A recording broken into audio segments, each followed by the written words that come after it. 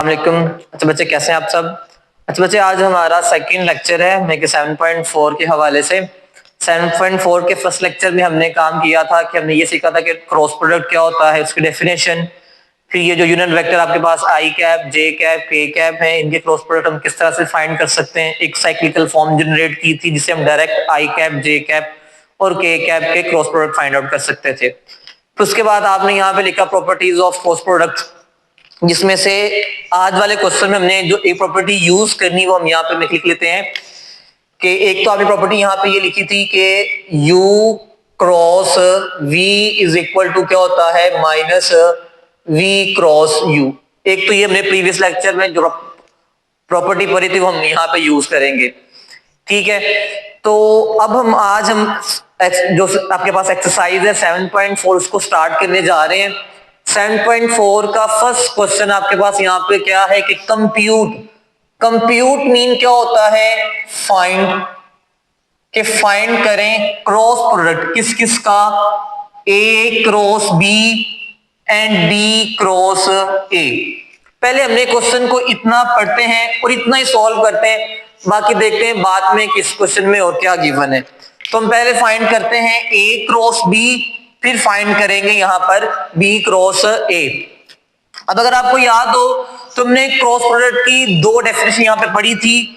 एक आपके पास क्या था कि u cross v is equal to magnitude of u, magnitude of v, sine of theta into an unit vector.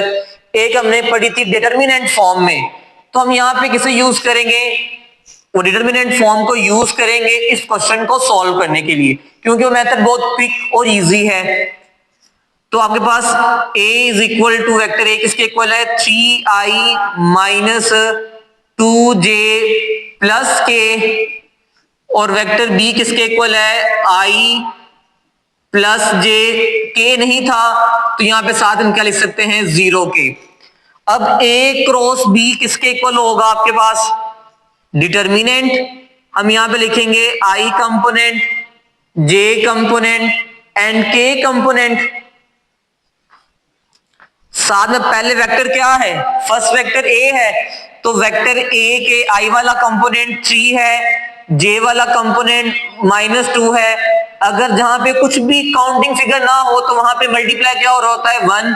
तो k का कंपोनेंट आपके पास यहां पर क्या है, 1 है। अब बात करेंगे b, तो b का i वाला कंपोनेंट 1, j वाला कंपोनेंट 1, k वाला कंपोनेंट क्या है, 0। अब हम इसे एक्सपेंड करते हैं, तो a cross b is equal to, तो expand by r1, first row के अकॉर्डिंग आप इसे एक्सपेंड कर दें।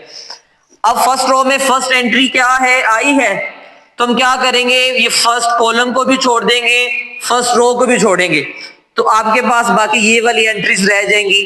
तो हम यहां पे क्या लिख सकते हैं, -2,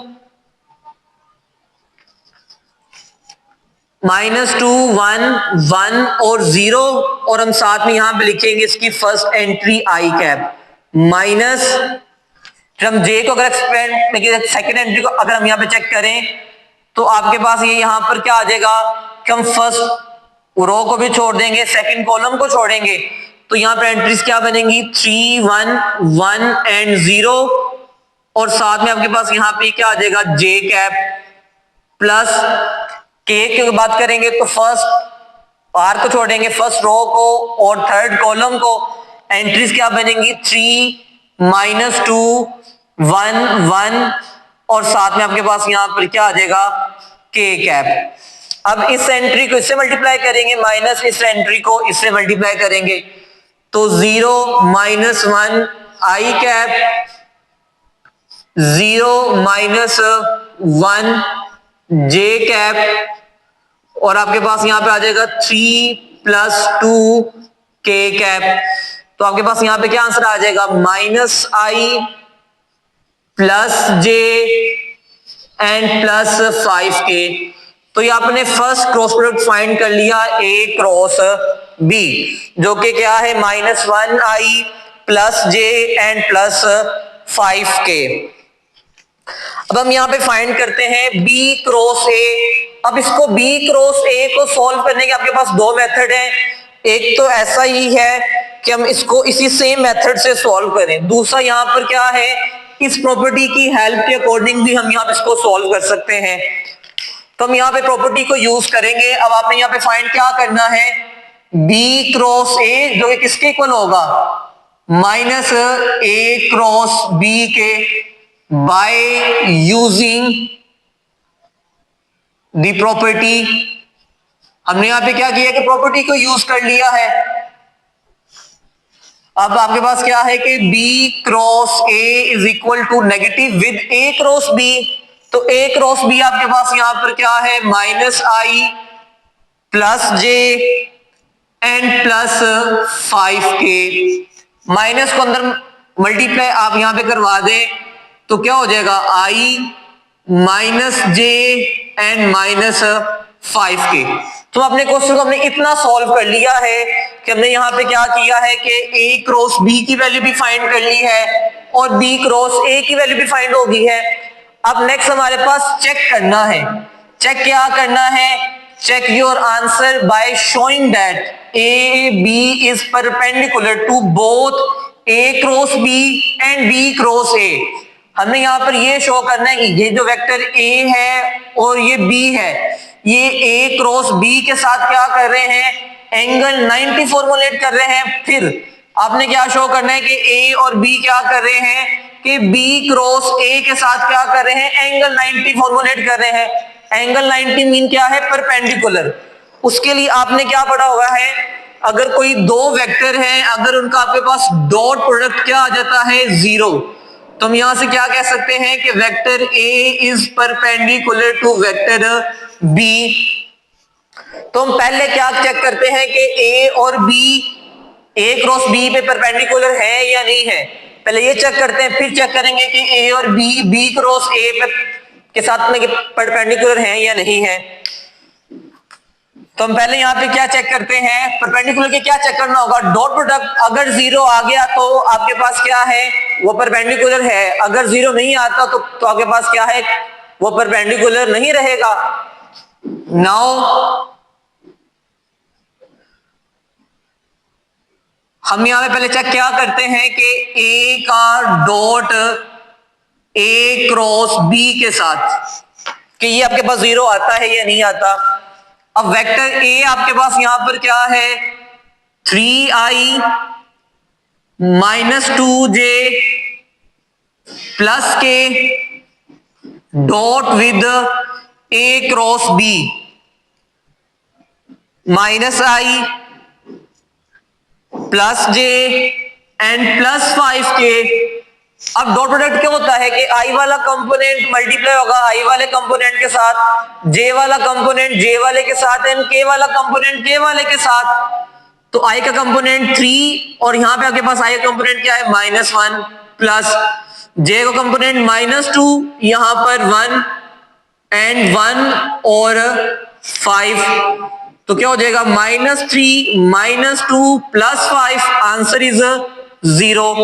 तो यहां पर क्या है कि a dot a cross b is equal to आपके पास बच्चे क्या आ गया, 0, जो कि यहां पे क्या शो कर रहा है कि vector a is perpendicular to a cross b। अब ये जो t की सिंबल है, उल्टा t, जिसे हम यहां पे कह सकते हैं, ये आपके पास किसे शो करता है, परपेंडिकुलर को। अब हम यहां पे चेक करते हैं नेक्स्ट कि जो आपके पास b dot a cross b, ये 0 आता है या नहीं आता। तो वेक्टर b आपके पास यहां पर क्या है,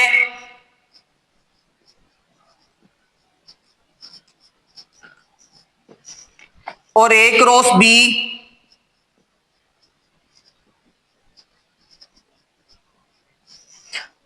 अब आप डॉट प्रोडक्ट की फाइंड आउट करें। 1 इंटू -1, 1 इंटू 1, 0 इंटू 5। तो आपके पास आंसर क्या आ जाएगा, -1 प्लस 1 प्लस 0, आंसर इज 0।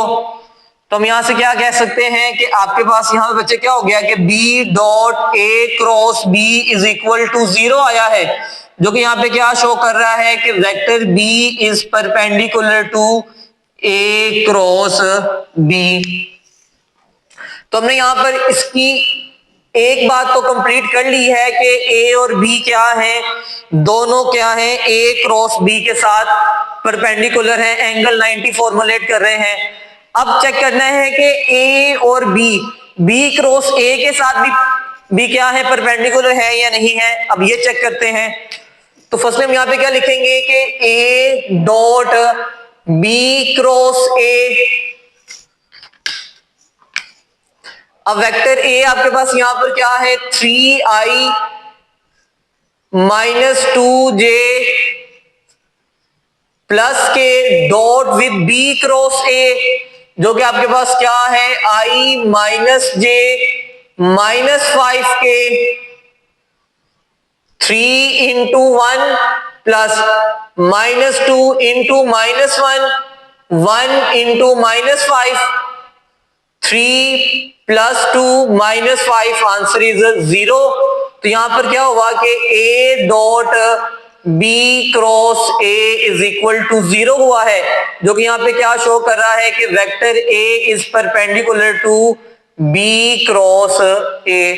अब लास्ट वर्किंग हमारे पास यहां पर क्या है कि आप यहां पे क्या शो करवाना है या क्या चेक करना है, b dot b cross a कि ये 0 आता है या नहीं। अब वेक्टर बी किसके इक्वल है, वेक्टर बी आपके पास यहां पर है i plus J plus 0 k dot with i minus j and minus 5 k. तो 1 into 1 into minus 1 0 into minus 5 1 minus 1 0, answer is 0। तो यहां पर आपके पास क्या है कि b dot b cross a is equal to 0, जो कि यहां पे क्या शो कर रहा है कि vector b is perpendicular to b cross a. तो हमने ये चीज शो करनी थी। पहले हमने ये दोनों वेक्टर फाइंड किए, ए क्रॉस बी और फिर बी क्रॉस ए। हमने शो किया कि ए और बी दोनों क्या है, ए बी के साथ क्या बच्चे हैं, परपेंडिकुलर हैं। फिर हमने यहां पे क्या शो किया कि ए और बी क्रॉस ए के साथ भी क्या है, परपेंडिकुलर। तो इसके जो बाकी वाले बच्चे जो तीनों पार्ट है सेम इसी टेक्निक पे होने हैं, आप उन्हें ट्राई कीजिएगा। अगर कोई कंफ्यूजन हुई तो काइंडली आप डिस्कस कर लीजिएगा। अब हम बात करते हैं इसके नेक्स्ट टॉपिक के लिए, नेक्स्ट क्वेश्चन के लिए, और उसमें एक थोड़ा सा टॉपिक भी नया सा है। अब उसमें हमने यहां पे फाइंड आउट करना है, फिर हम, अगर आपको याद हो तो फॉर्मूला क्या है क्रॉस प्रोडक्ट का, कि u cross v is equal to आपके पास क्या है, वेक्टर u की मैग्नीट्यूड, वेक्टर v की magnitude, sine of theta, and आपके पास यहां पर क्या है, n यूनिट वेक्टर। अगर आप सेकंड क्वेश्चन देखें 7.4 को, तो उसमें आपने क्या करना है कि find a unit vector perpendicular to the plane containing vector a and b, कि आपने यहां पर एक ऐसा वेक्टर फाइंड करना है जो कि दोनों वेक्टर पे क्या हो, परपेंडिकुलर हो। अब आप देखें जो आपने यहां पर फाइंड किया है a क्रॉस b। अब a क्रॉस b एक ऐसा वेक्टर है जो कि a के साथ भी क्या है, परपेंडिकुलर है, और b के साथ भी क्या है, परपेंडिकुलर। क्वेश्चन नंबर 2 में हमने एक ऐसा यूनिट वेक्टर फाइंड करना है जो कि a और b के साथ क्या हो, परपेंडिकुलर हो। तो वेक्टर वो क्या है, a क्रॉस b। तो अगर हमें यहाँ पर ऐसा वेक्टर फाइंड करना हो जो कि परपेंडिकुलर हो, यूनिट वेक्टर निकालना हो जो कि क्या हो, परपेंडिकुलर हो बोथ a एंड b, तो आपके पास क्या रहेगा, a क्रॉस b, और आपके पास क्या आ जाएगा, a क्रॉस b की मैग्नीट्यूड, जो कि आपके पास फॉर्मूला किसका होता है, यूनिट वेक्टर का, वेक्टर और वेक्टर की मैग्नीट्यूड। तो क्वेश्चन नंबर 2 में एक तो फॉर्मूला हम यहाँ पे ये यूज करेंगे कि unit vector perpendicular to the containing vector a and vector b, also find the sine of angle between them। अब इसमें हमने एक चीज और क्या फाइंड करनी है, sine of angle between them, ये इनके बिटवीन साइन ऑफ एंगल कैसे निकालते हैं, हम यहां से देखेंगे कि साइन ऑफ एंगल कैसे आएगा। अब अगर आपको याद हो तो ये जो थीटा की रेंज आपके पास क्या है, यही आपके पास है 0 से पाई। 0 से पाई से बच्चे यहां पे क्या मुराद है, first quadrant and second quadrant. और आपको याद हो फर्स्ट और सेकंड क्वाड्रेंट में आपका साइन हमेशा क्या होता है, पॉजिटिव होता है। तो यहां पे अगर हम दोनों साइडों पे क्या कर दें, अप्लाई मैग्नीट्यूड अप्लाई करवा दें, तो यहां पर क्या है, vector u cross vector v, magnitude आपके पास क्या है, magnitude of u magnitude of v sine of theta, और आपके पास क्या है n यूनिट वेक्टर। अब ये जो स्ट्रेट लाइन है इसे बोलते हैं मैग्नीट्यूड कब, जब ये किसी वेक्टर के लेफ्ट राइट पर हो। अब ये एक वेक्टर था, इसके इर्द गिर्द हमने यहाँ पे लेफ्ट राइट पे ये दो स्ट्रेट लाइन यूज की है, तो इसे हम यहाँ पे क्या बोल रहे हैं, मैग्नीट्यूड, जो कि क्या है, इस वेक्टर की लेंथ है। लेकिन magnitude of u magnitude of v ये दोनों पहले से क्या है, एक स्केलर है, वेक्टर नहीं है, तो इन दोनों पे मैग्नीट्यूड अप्लाई नहीं होगी। इसे हम यहाँ पे क्या कह सकते हैं कि vector u cross vector v और किसी नंबर पर हो तो मैग्नीट्यूड को हम यहाँ पे कह देते हैं एब्सोल्यूट, जिसका काम क्या होता है, नेगेटिव को पॉजिटिव करना। लेंथ हमेशा पॉजिटिव होती है, तो ये आपके पास क्या आ जाएगा, magnitude of u into magnitude of v sine of theta. जैसे हम यहाँ पे थीटा की वैल्यू में करेंगे पुट, तो ये भी एक कोई ना कोई कांस्टेंट नंबर बन जाएगा, और जो कि आपके पास क्या है, फर्स्ट और सेकंड क्वाड्रेंट हमेशा क्या रहता है, पॉजिटिव। तो इसकी भी मैग्नीट्यूड आपके पास यहाँ पर क्या आ जाएगी, साइन ऑफ थीटा। अब n क्या है, एक यूनिट वेक्टर है, यूनिट वेक्टर की आपके पास जो मैग्नीट्यूड आपके पास हमेशा क्या होती है, 1। तो हम यहाँ पे क्या कह सकते हैं कि u cross v is equal to vector u magnitude vector v magnitude and sine of theta. अब ये दोनों टर्म यहां पर क्या हो रही हैं, मल्टीप्लाई, यहां पे आपके पास क्या हो जाएंगी, वो डिवाइड हो जाएंगी। तो u cross v is equal to magnitude of u into magnitude of v is equal to sine of theta. तो नेक्स्ट क्वेश्चन में हम ये दो फॉर्मूला यूज करेंगे, एक तो ये फॉर्मूला और एक ये फॉर्मूला। दोबारा से बात सुने कि ये हमने यहां पर लिख दिया फॉर्मूला u क्रॉस v का। अब हमें यहां पर सिर्फ क्या चाहिए, साइन ऑफ थीटा। इश्यू आता है इस n का, कि इस n की वैल्यू क्या होगी, n की वैल्यू को फाइंड करने के लिए हमें यहाँ पे ग्राफ चाहिए। तो उस चीज से बचने के लिए हम यहाँ पर क्या किया कि दोनों साइडों पे अप्लाई हमने यहाँ पे क्या करवा दिया, मैग्नीट्यूड। मैग्नीट्यूड हमेशा अप्लाई किसी ना किसी वेक्टर पे होती है, और किसी नंबर पे अप्लाई हो रही है, तो मैग्नीट्यूड नहीं, वो क्या है, एब्सोल्यूट। और एब्सोल्यूट क्या करती है, नेगेटिव नंबर को पॉजिटिव करती है। वेक्टर था तो क्या लगा दी, मैग्नीट्यूड। अब ये मैग्नीट्यूड है, इसमें से ये भी एक क्या है, कांस्टेंट, ये भी एक कांस्टेंट है। तो ये जो दो लाइनें हैं मैग्नीट्यूड, इसके इन दोनों के लिए वो आपके पास क्या है, एब्सोल्यूट, जो जिनका काम क्या है, नेगेटिव को पॉजिटिव करना। ये दोनों लेंथ है, लेंथ हमेशा पॉजिटिव होती है, तो यहाँ मैग्नीट्यूड अप्लाई करें या ना करें कोई फर्क पड़ता है, इसलिए मैं यहाँ पे क्या लिख दिया हुआ है, magnitude of u magnitude of v। अब साइन ऑफ थीटा एक कांस्टेंट नंबर है, लेकिन थीटा की वैल्यू क्या हो सकती है, 0 से पाई, और 0 से पाई आपके पास बनता है first quadrant and second quadrant. उसमें है साइन हमेशा क्या रहता है, पॉजिटिव। जैसे मैग्नीट्यूड इस पे अप्लाई होगी, ये भी वेक्टर नहीं है, तो यहाँ पे मैग्नीट्यूड से मुराद आपके पास क्या रहेगा, एब्सोल्यूट, जिसका काम क्या, नेगेटिव को पॉजिटिव करना। लेकिन साइन क्या है, इस पूरी रेंज के लिए पहले से ही क्या है, पॉजिटिव है, तो हमने यहाँ पे मैग्नीट्यूड यूज नहीं की। अब यहाँ पे अगर हम करते हैं अप्लाई मैग्नीट्यूड n वेक्टर पर, जो कि यूनिट वेक्टर है, उसकी मैग्नीट्यूड क्या होती है, 1। मल्टीप्लाई करेंगे तो क्या रहेगा, साइन ऑफ थीटा। ये दोनों यहाँ पर क्या हो रहे थे, मल्टीप्लाई, यहाँ पे हमने क्या कर दिए, डिवाइड। अब ये दोनों फॉर्मूले हम यूज करेंगे क्वेश्चन नंबर 2 को सॉल्व करने के लिए। अब तक के लिए इतना ही, अगर कोई कंफ्यूजन हो तो काइंडली में अब डिस्कस कर लीजिएगा। Thank you.